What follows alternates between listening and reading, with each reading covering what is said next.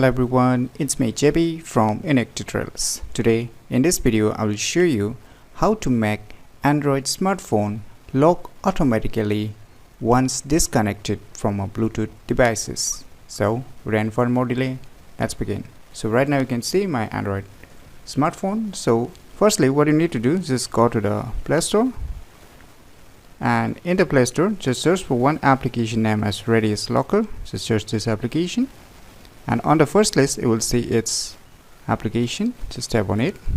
Now just tap on install to install these applications. So wait for a few seconds until the complete installation is done. So once the installation is done, just tap on open. On opening you will see this kind of some instructions. Just click on accept.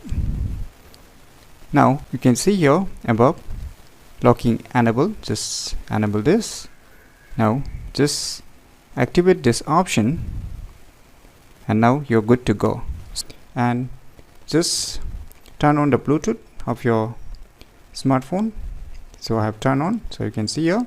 Now you can see here below some Bluetooth devices. So here in my case I will select one Bluetooth devices. So this is a smartwatch, so I'm gonna use this smartwatch. So here I have a smartwatch right now. You can use any Bluetooth devices, whether it's a Bluetooth earphones or Bluetooth devices like the mouse or keyboards. Still this tricks will gonna work. So I have enabled, and now you can just minimize it. And now let me try to connect this smartwatch using my Android smartphone. So let me turn on the Bluetooth of my smartwatch. So you can see here it's connected. Now let me try to disconnect this Bluetooth. So you can see here it's being locked.